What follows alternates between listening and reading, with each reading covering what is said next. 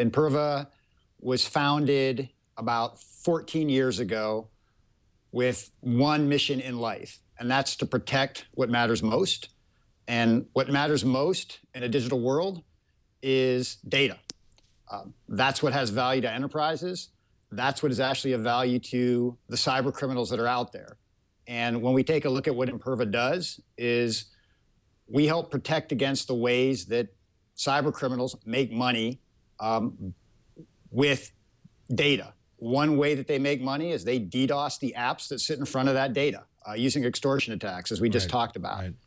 You know, another approach is they'll exploit weaknesses in apps and use those weaknesses to go directly at the data behind those apps. Or they'll compromise an insider, or maybe the cyber criminal actually is an insider and they'll go directly at the data stores. That's in essence what Imperva does. Morgan, we don't do that. That's what we protect against. Right.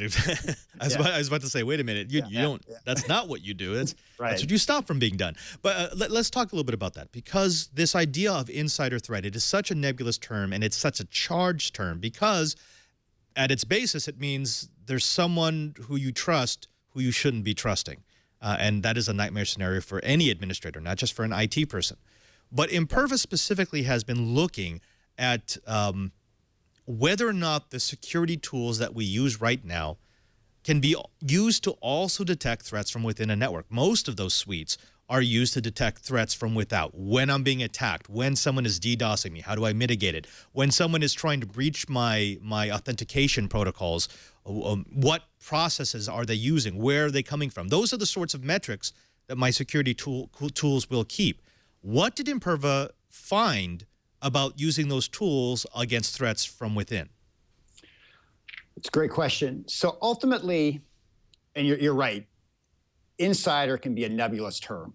And in some cases, there's the nightmare scenario, which is it's actually a malicious insider. So somebody who's trusted, who's been given trusted access. And for all intents and purposes, all of our employees are trusted. As you were talking about earlier, if we didn't trust them, we wouldn't hire them. If we don't trust them with our assets, they can't do their job. So everybody's trusted. So like you said, there's the nightmare scenario, which is the malicious insider. But there's also the problem that cyber criminals have become so sophisticated in the ways that they are able to compromise our employees, that once an employee is compromised, and it could be because their credentials get compromised through a phishing attack, or they in some way, shape, or form get infected by malware or something like that. In that case, the attacker has, for all intents and purposes, assumed the persona of that insider and has the same rights and privileges of the insider as well. So when we look at the threat from within, we actually look across both of those. And our belief is, in the end, breaches are found at the intersection of users and data. If you think about it, to get to data, in one way, shape, or form, an attacker is going to have to take on the persona of a user that has access to that data. But you need to be able to look not only at what the user is doing, but also what that user is accessing to ferret out the acts that are dangerous or malicious from just an employee going through the everyday course of their jobs and their activities.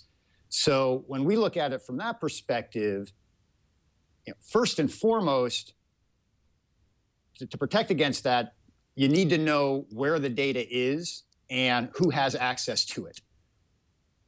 And that in and of itself can be a big problem when you think about just the sheer vast number of databases, file servers, and new data store technologies that are out there, not just in production, but also when you start thinking about dev and test systems that may have had sensitive data that's valuable to hackers copied into it, or analytical systems or any of the other systems out there that may wind up housing sensitive data.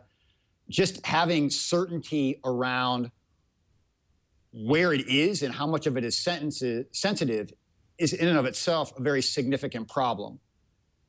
Once that's understood, then there's the task of actually monitoring who has access to it, who's accessing it on a day in and day out basis. And even a relatively moderately sized organization, if you think about the number of employees versus the times the number of times they access data on a day in and day out basis.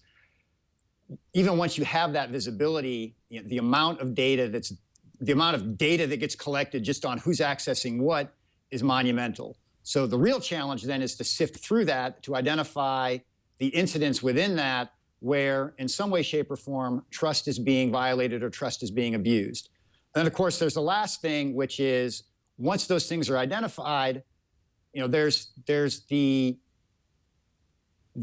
need to quickly remediate, which generally means taking some sort of action to put a user into quarantine or block access to certain sensitive database types or data records or applications or whatever it may be, while an investigation is ongoing to make sure that nothing untoward is happening.